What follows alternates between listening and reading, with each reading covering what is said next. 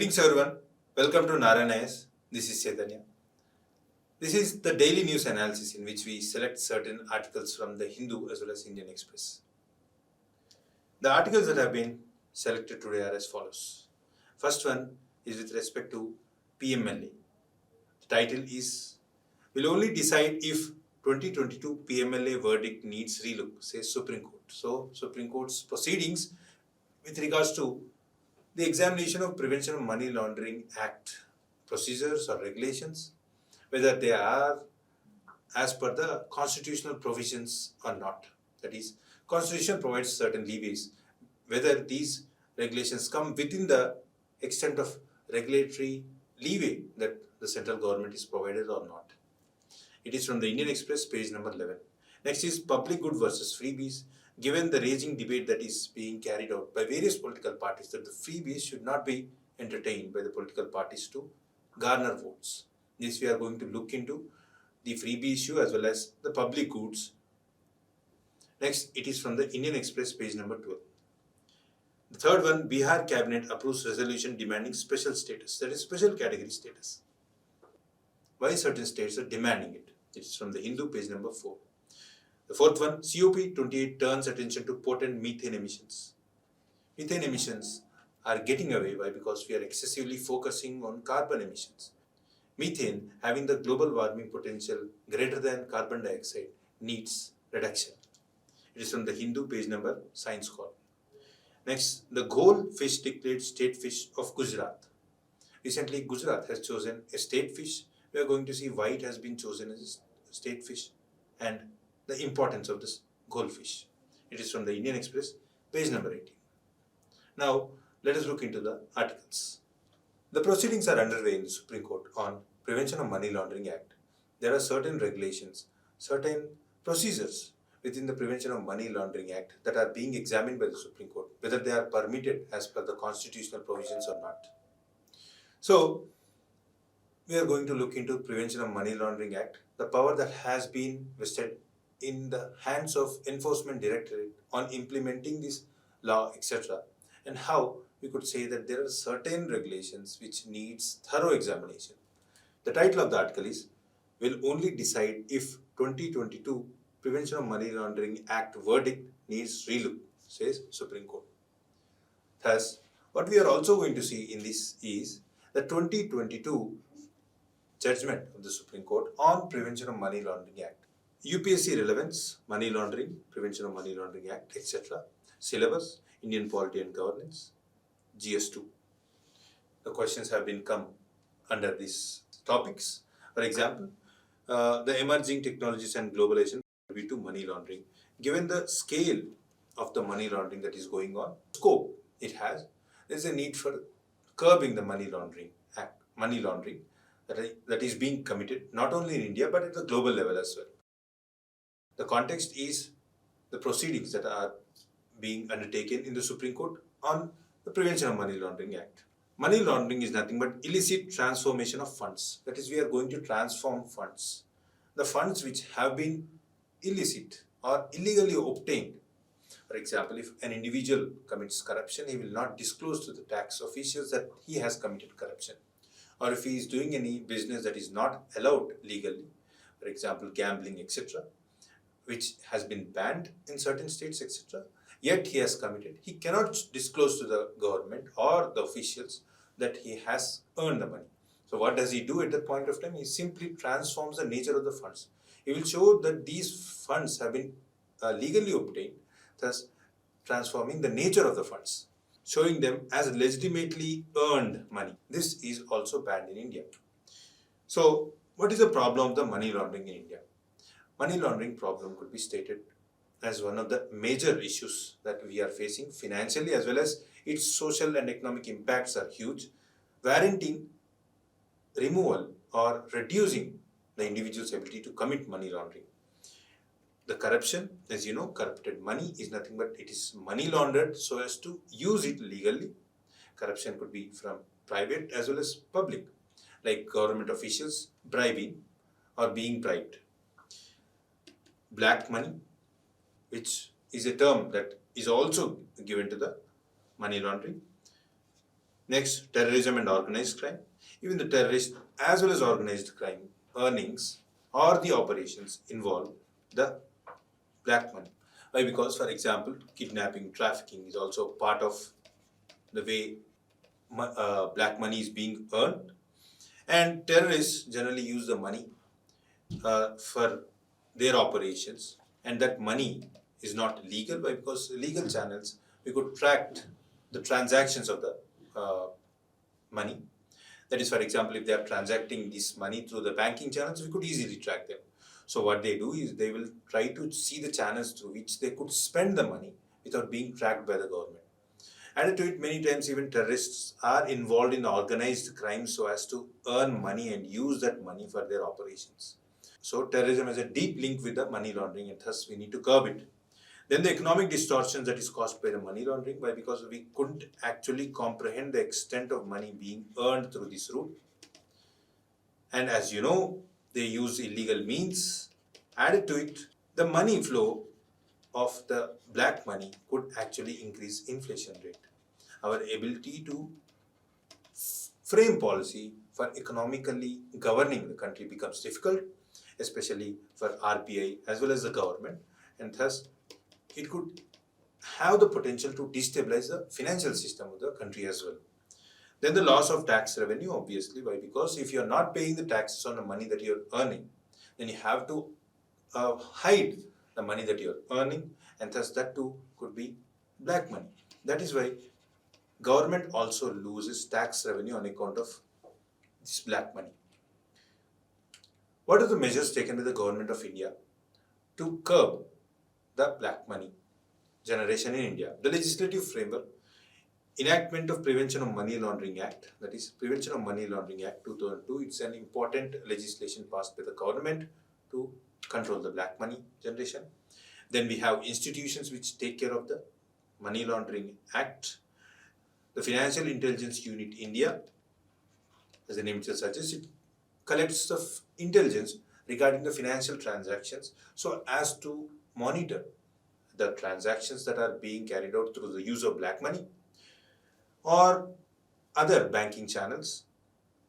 And Enforcement Directorate, which is involved in implementation of Prevention of Money Laundering Act.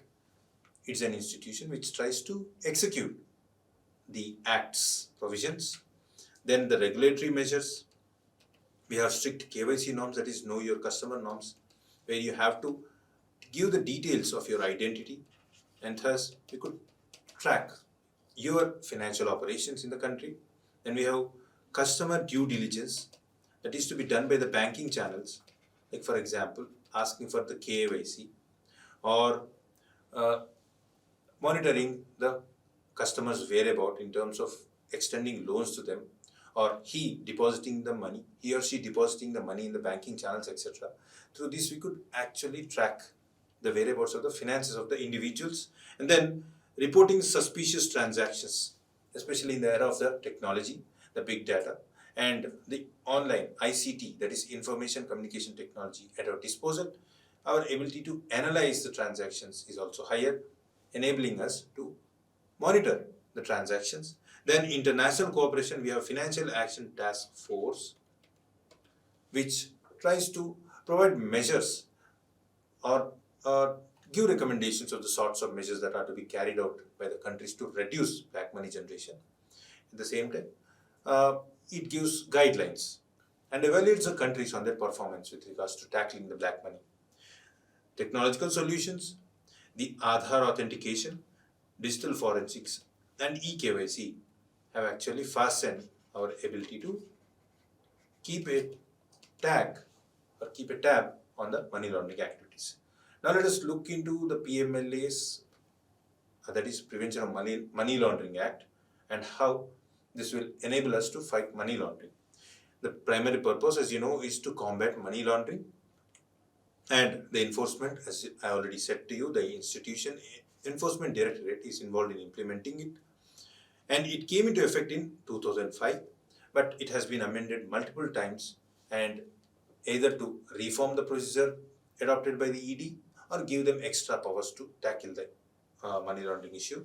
The obligations are by the PMLA Act actually have obligations on the banking institution, financial entities, etc., because these are involved in transactions and thus report to the ED or Financial Intelligence Unit India regarding the transactions that are being carried out.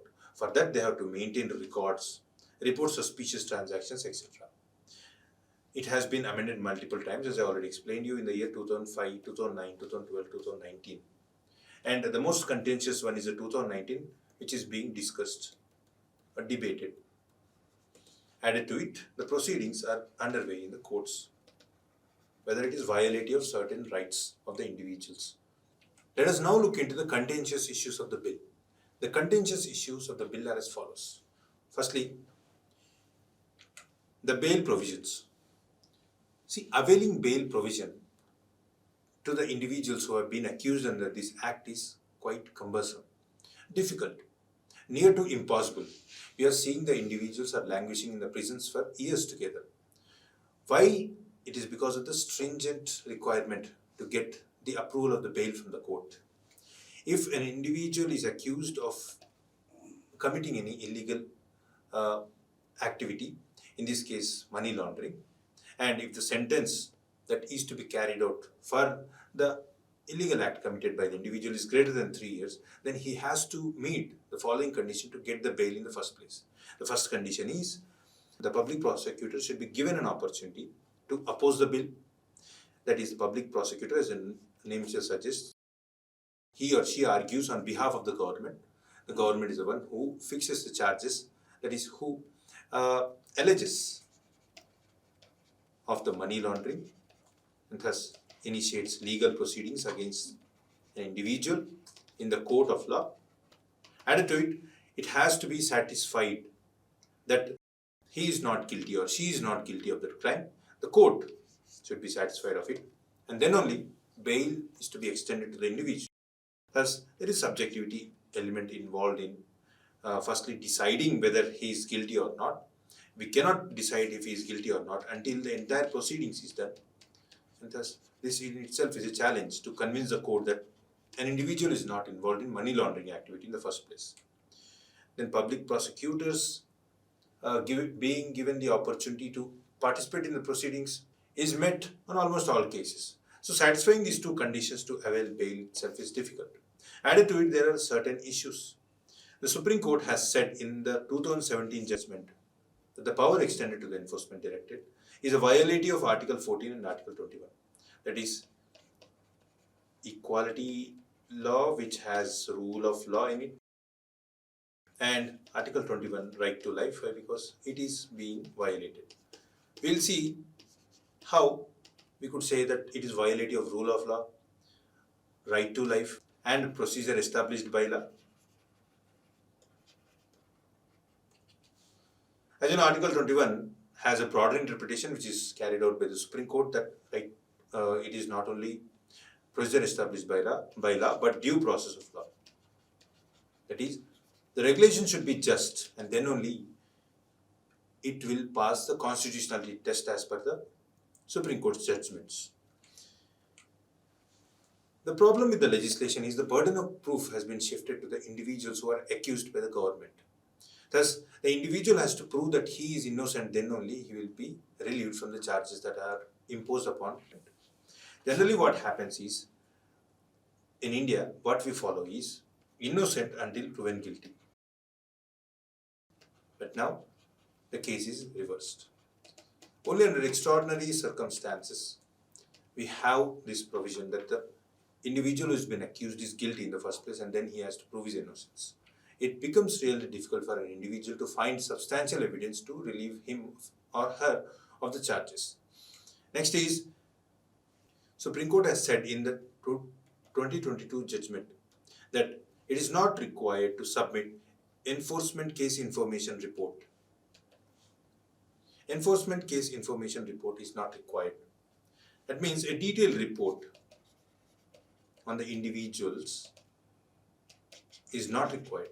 So this gives an ample scope for the institution to misuse the authority that has been vested into that institution to control the money laundering, and instead places a significant amount of burden on the individual who has been accused.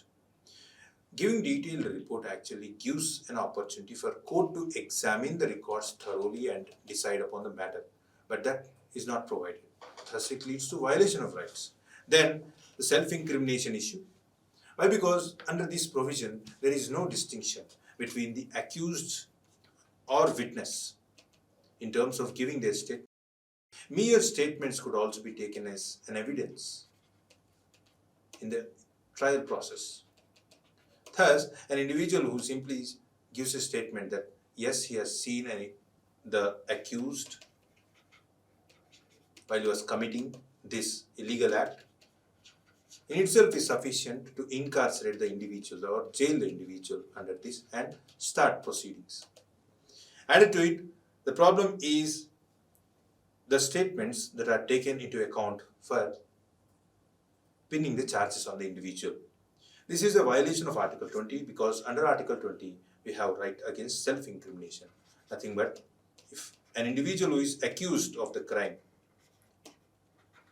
is forced to give evidence against himself, even this could be used as a basis for pinning charges on him.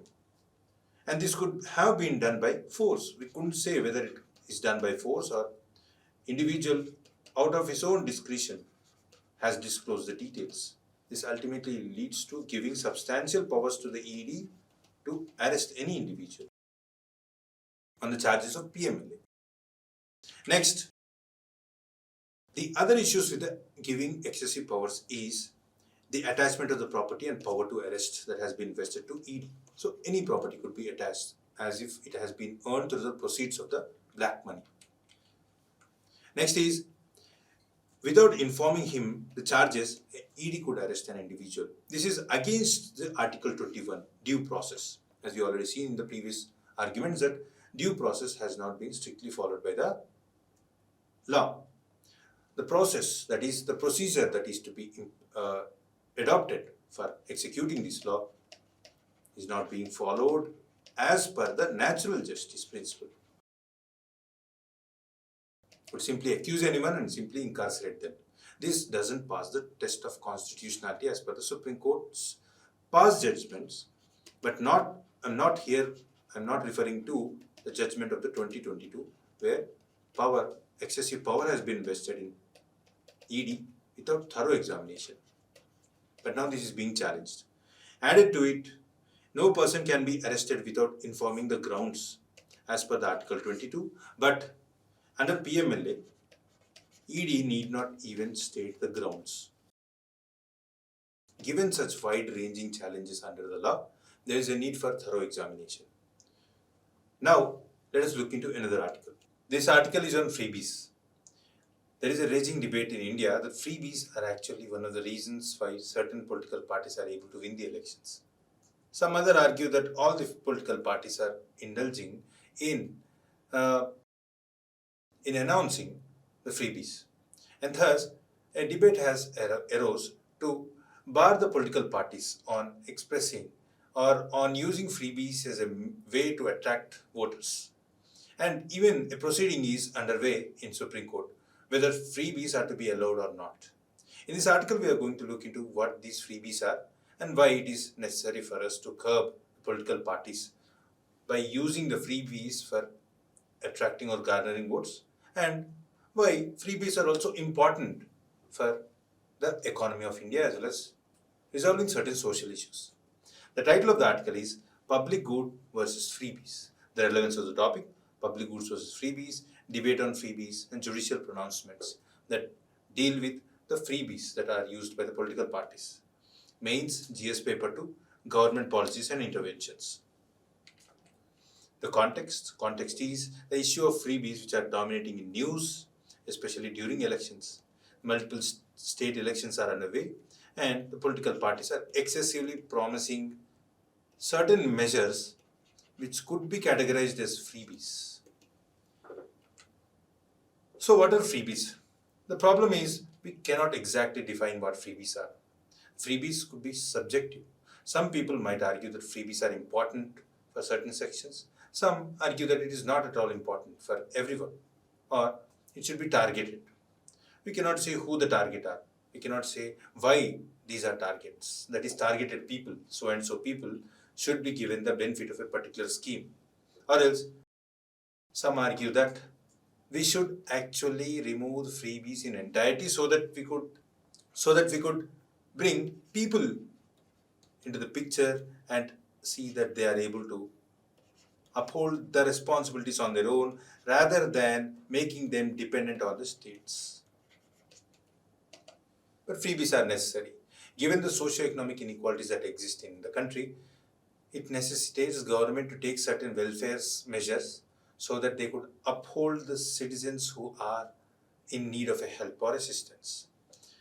But we could also define freebies because certain times political parties involve in wasteful expenses.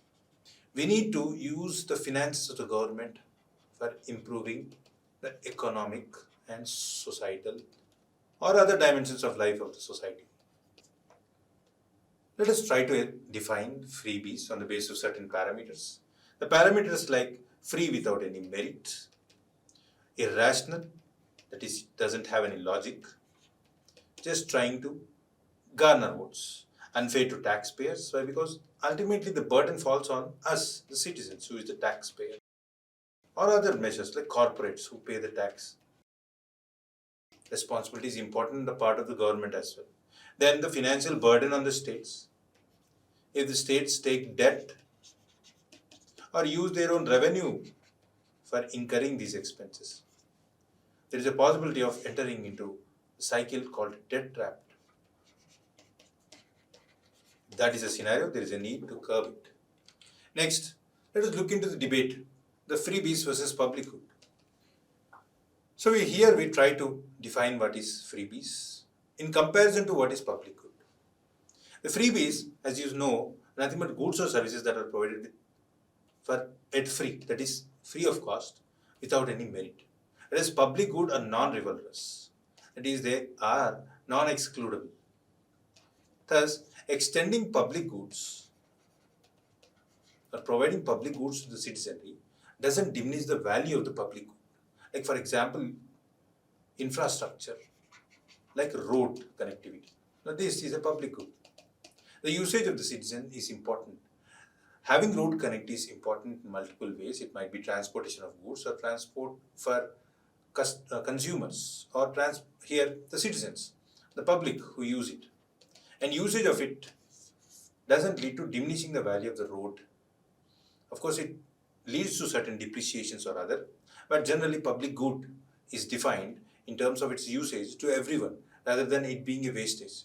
Its impacts are quite palpable in terms of they being having multiplier effect, that is promoting the development of this country. But this cannot be stated in terms of the freebies. So we could say that this might be what differentiate between the freebies and public good. Then in terms of provisioning, the freebies are in a targeted manner or they might not be targeted at all. And it is based on necessity, generally the political necessity, as you already seen, to voters, to attract voters. Whereas public goods are provided to all citizens. So this could be one of the differentiating factor between what freebies are and what public good is. Next, the impact. The impact of freebies might be positive or negative, depending on how we calculate the impact of the freebies in the first place. So this in itself is in contradiction to the targeting manner being the reason for defining it as a freebie. Certain times targeting is essential, especially to the poorer section. So if the poorer sections are given, even the facilities like laptop, it is important to them. But if you are giving freebies to a richer section of India, then we could definitely say that it is a freebie because he could afford it. And yet, the state is extending it. Thus, we could qualitatively differentiate freebie as having positive and negative effect. This in itself shows that freebie is subjective in nature. It depends on how we are looking at freebie. And public good generally has a positive impact on the society. Next, why it is difficult to control freebies? Firstly, there is no precise definition, as I already said to you, that it is subjective and certain times it is positive or negative. There is a lack of political will. politicians find it easy to announce freebies during political rallies or in their manifestos, rather than doing the tiring work of indulging themselves in accountability of citizens. It is nothing but if they have made certain promises which actually contribute to the changes in the society in a positive direction, they have to be accountable to their own targets which they promise to the citizenry. But generally they do not do it. They try to find an easier way. It is not that every political party is acting in simply extending freebies, but also other works. But generally they try to take an easier route. Next, in the Subramaniam Balaji versus Tamil Nadu, Supreme Court has stated that freebies is not a correct practice under Section 123 of the Representation of People's Act. So we do not even have a law which could differentiate what freebie is. At the same time, we do not even have a law to punish or bar the political parties from using it in rallies. So this is the reason why it is difficult for us to remove the freebies political debate or freebies announced by the political parties. Now, why it is a cause of concern? The reason for the concern is the impact it will have on the state's finances. The Comptroller and Auditor General report has shown that the subsidies, which are nothing but extension of certain concessions or say incentives in terms of money extended to the citizens of this country by the government, has grown at 12.9% and 11.2% in the year 2020, 2021 and 2021, 2022. So this shows the increasing burden on states' finances due to the extension of subsidies. And then in the state finances, a study of budget report, what we have seen is the financial unviability of certain schemes. The impact might actually undermine fiscal viability, that is their ability to sustain the governmental operations. In the future, we have to see that the finances are sustainable. Finances of the state are sustainable, or else it becomes difficult for us to continue the administration in an efficient manner. Especially certain states in India like Punjab, AP, etc. The issue is more difficult to control at the moment because the many extension of services by the state governments. Then we have high expenditure on non-essential items.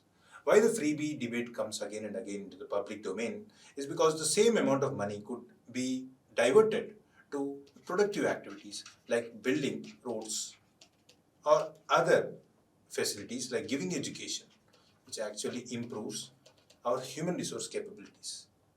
And these are said to have the multiplier effects on the economy. That is why many argue that instead of giving benefits to the citizenry without contemplating its future impacts, it is better to invest in capital expenses or nothing but infrastructure, logistics, etc., or improving our human resource capabilities. Then we have the issue of the vicious cycle, as we already stated, the fiscal unviability of the scheme or the possibility of entering into debt trap. Next is the multiplier effect, which we have already seen. Then arguments in favor of freebies, as we have seen certain positive impacts of freebies. The directive principle of state policy, which has been expressly stated in the Constitution itself, envisions India to be a welfare state. Welfare state involves expenses of the state to care for the vulnerable, to care for the one who are backward, so that the extension could improve the capabilities of the poor who need assistance, and thus they could live on their own. Next, welfare measures especially target the vulnerable sections. It might be women, it might be children, it might be scheduled tribes, scheduled castes, etc. Then a study has shown that in Tamil Nadu, the distribution of laptop has actually increased the enrollment into class 11 and class 12 classes. So this in itself shows that it has multiplier effect as well, rather than being subjected to criticism that is wastefulness in expense. Then, way forward, we have the development of alternative welfare measures, as we have seen, the capacity building. Next, the civil society. We have to partner the civil society to actually comprehend the necessity of freebies or see that the freebies debate could be changed in terms of quality of expenses incurred by the state government or the central government.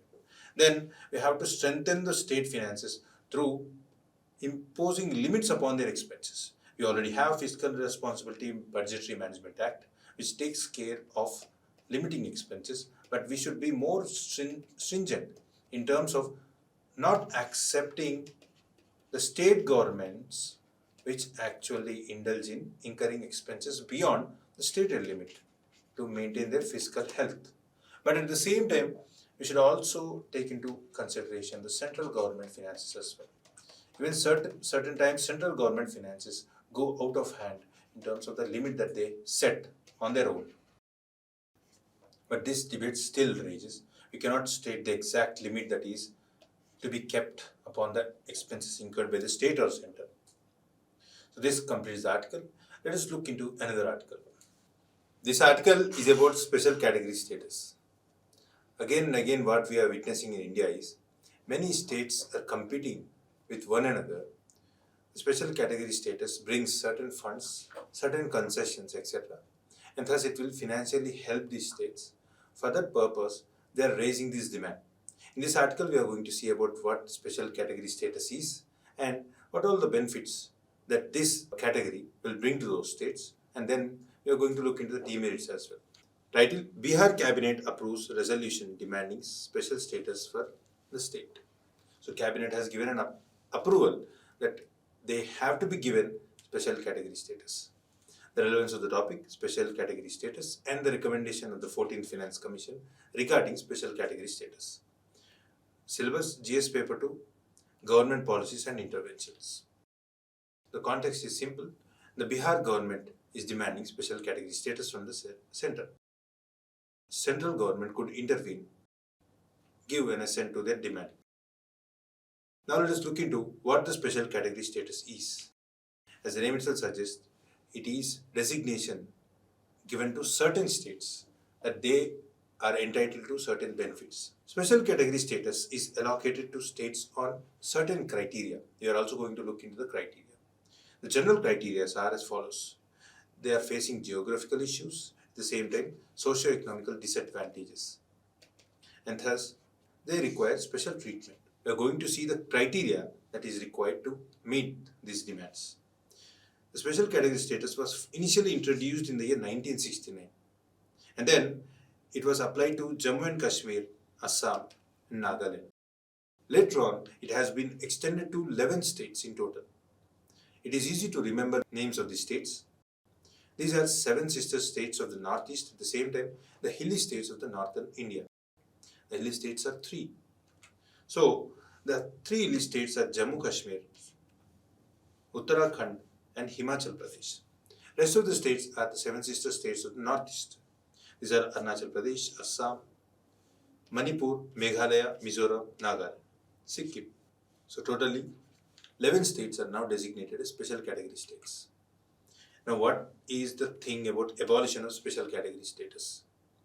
The 14th Finance Commission has given a recommendation that the special category status should be abolished. And thus from now on, central government need not extend the special category status to states. It doesn't mean that it is binding on the central government. It is ultimately the central government which has the power to decide whether to comply with this recommendation or not. The 14th Finance Commission, instead of extending the special category status, has given a recommendation that tax devolution done by the center should be increased. Thus, central government has increased the tax devolution from its revenues from 32% to 42%. The Commission has recommended this by taking into consideration that the increased allocation will meet the demands of the states.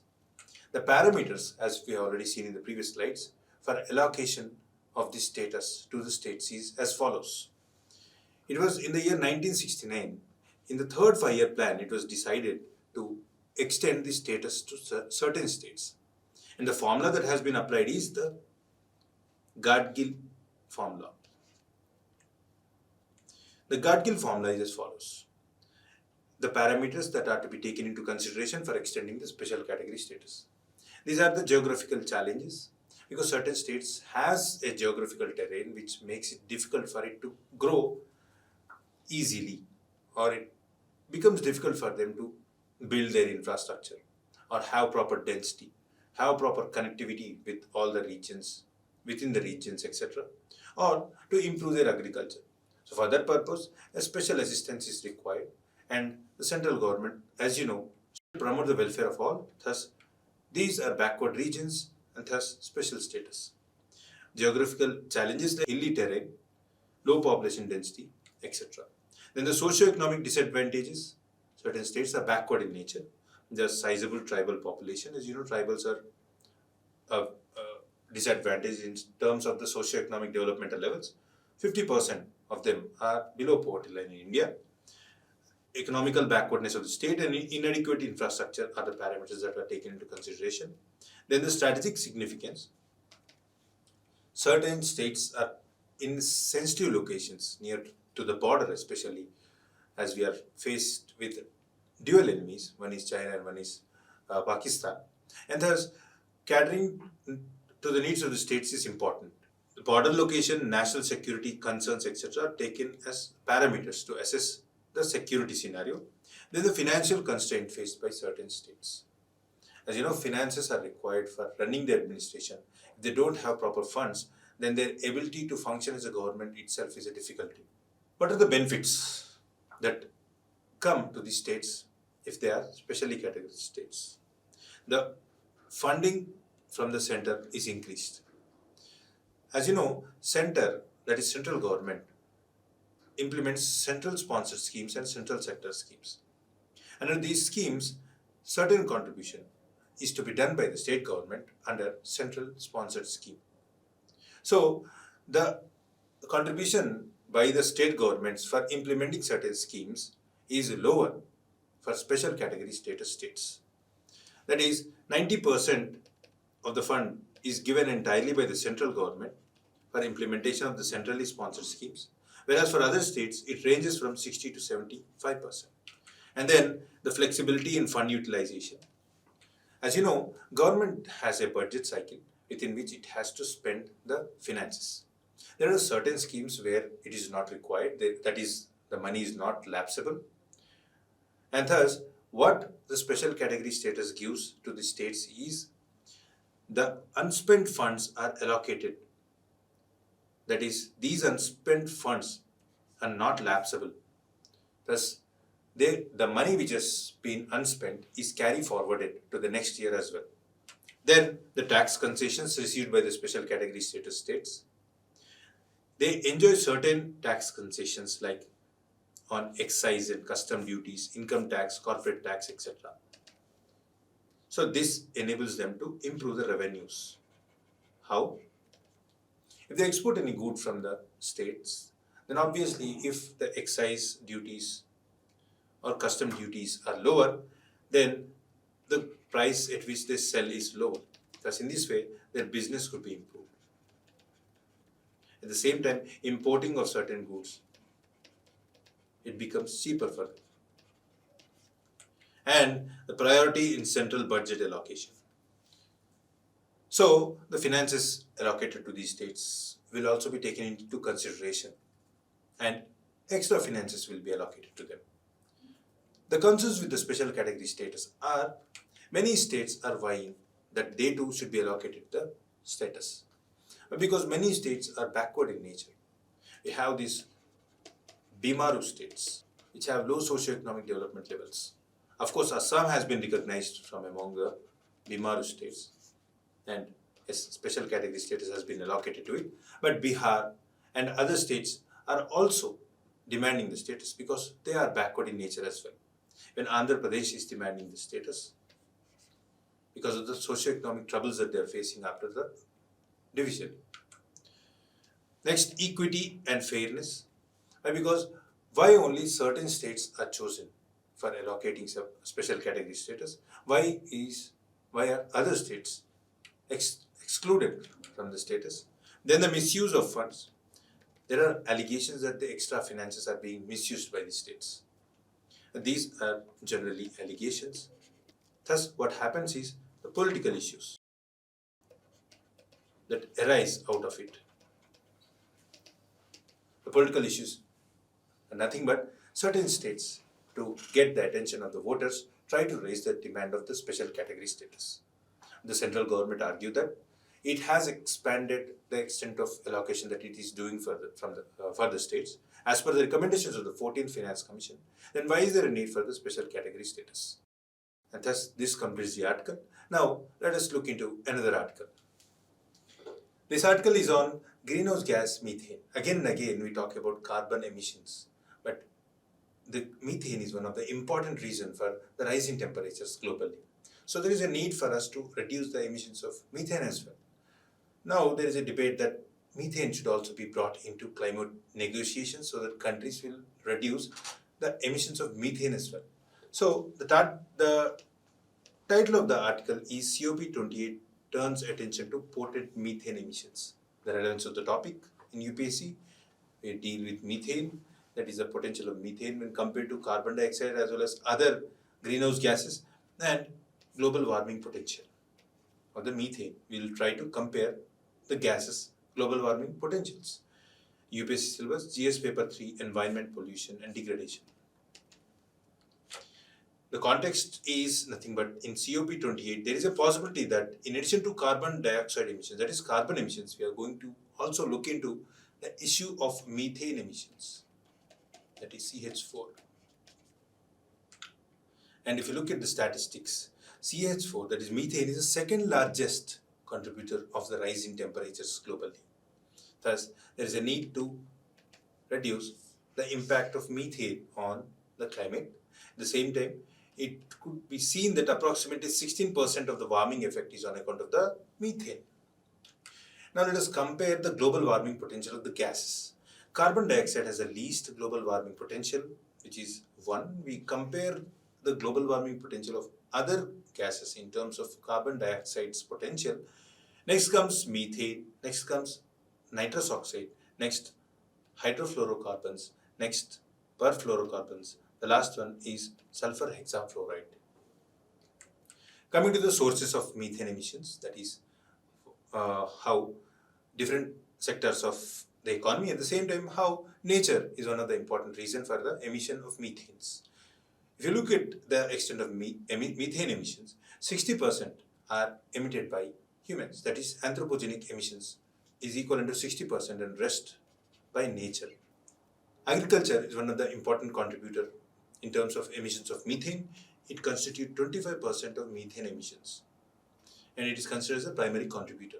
If you look at the sources within agriculture, which is the reason for the emission of methane, they are livestock digestion, manure and rice cultivation. This is one of the reasons why many countries argue that there is a need to control the livestock digestion related methane emissions, and thus there is a need to change the diet of livestock to reduce the emission of the methane. Next is the energy sector is another important contributor, which is energy sector, oil, gas and coal. And the other is the natural source. As we have said, 40% of the emissions are due to natural sources, which are wetlands, gas hydrates, termites, oceans, freshwater bodies and other sources. So this is about methane emissions. Next, the steps taken. The steps taken are joint EU-US Global Methane Pledge.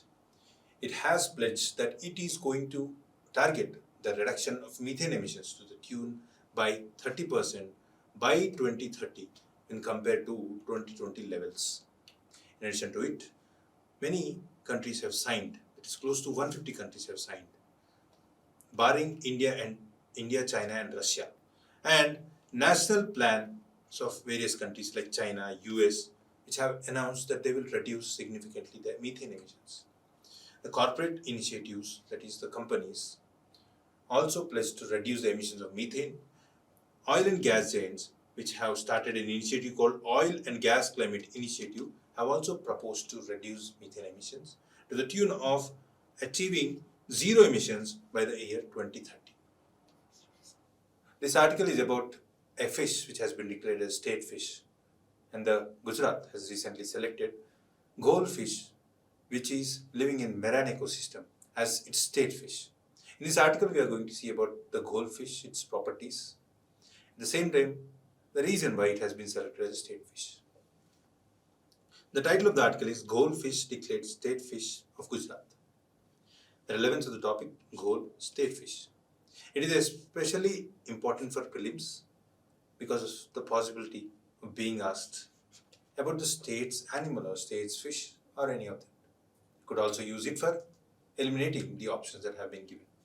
The context is goldfish being delivered as state fish by the Gujarat government, and it is while conducting the Global Fisheries Conference India 2023.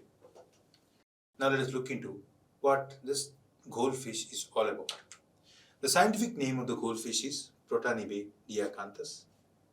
It is one of the bottom dwellings fish, that is, it lives at the depths of the marine ecosystem in the coastal regions generally. And the distribution of the fish is also important. It is in Indo-Pacific region and it stretches from the Persian Gulf to the Pacific Ocean. The habitat, as we have already seen, it is in the coastal waters, estuaries and mangroves. Why it is important? One of the important reasons is its air bladder, which is said to have medicinal properties, especially being attractive in destinations like China, Hong Kong. And this is one of the reasons why 1 kilo of this air bladder of the fish fetches close to rupees 25,000. That is why it is also referred to as fisheries lottery. Fisherman's lottery.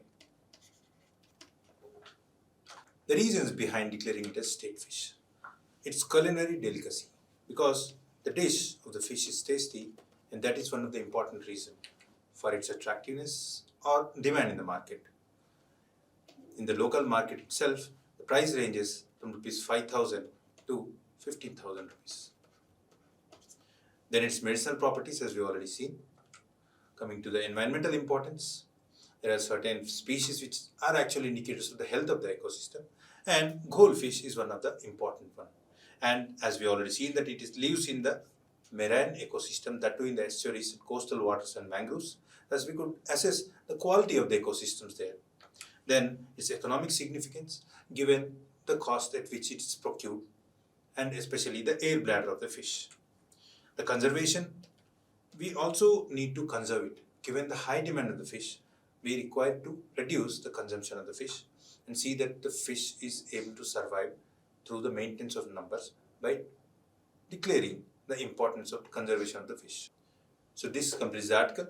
Now let us look into another article. Consider the following statements regarding ghole, the state fish of Gujarat. Ghole fishes are mostly distributed between Persian Gulf to Pacific Ocean. We have seen that it is found in Indian Ocean. So this statement is true. Next one, it is categorized as critically endangered in IUCN Red List. As you know, important species are asked in examination in UPSC prelims, especially the status, the conservation status. Ghole species is a near threatened. So the statement 2 is false. Now, how many of the above given statements are correct? One only. So the answer is A. The next question, consider the following statement. Global Methane Pledge. Global Methane Pledge is a unique initiative of G20 group of countries to reduce methane emissions. So we have seen that it is not a pledge of the G20 countries only. Close to 150 countries have given their approval. We also seen the fact that China and India are part of this initiative. So the statement is false. Next is wetlands, gas hydrates, termites and oceans are natural sources of methane emissions. We've seen that 40% of the emissions are by nature, and we have also seen the sources of it. So this statement is true. Which of the statements given above is or are correct? The answer is B, 2 only. The question is, pure public good are those for which consumption is. As we already seen, the public goods are both non-rivalrous and non-excludable. That is, they are inclusive and using them doesn't lead to any diminishing of value. So the answer is D. Next, consider the following statements. Strategic significance is one of the criteria to accord special category status. This is true, and we have seen the reasons behind it. Special category states the central government contributes 60% of expenditure for centrally sponsored schemes. This is false, as we have seen that the contribution of the central government is 90%. Next, at present, tax devolution to states is 42% from center's tax pool. This is true. It has been 43%, but now it has been reduced to 42%. So, only union government has discretion to accord special category status to states. This too is true. So the answer is 1, 3 and 4. That is the correct statements. The option is C. Now another question. With respect to Prevention of Money Laundering Act 2002, which of the following is not an obligation imposed on financial institution? The answer is establishment of National Anti-Money Laundering Committee. Whereas it has provisions like KYC verification, Financial Intelligence Unit India, which collects the intelligence with regards to the financial transactions, etc., and maintenance of transactional records. This has to be done by the financial institutions and financial intermediaries.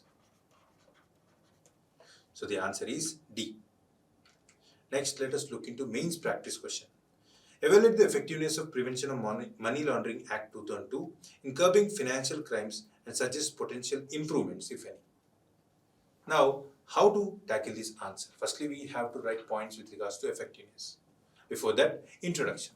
Introduction should elaborate on the overview of the PMLA, outlining its key provisions. This states certain provisions of PMLA, the purpose of the PMLA, that is aim of it, and how it is able to control the corruption or black money. Corruption is one of the form of black money. We have other forms which are also generating black money, etc. And through which it could be able to reduce the black money generation in India.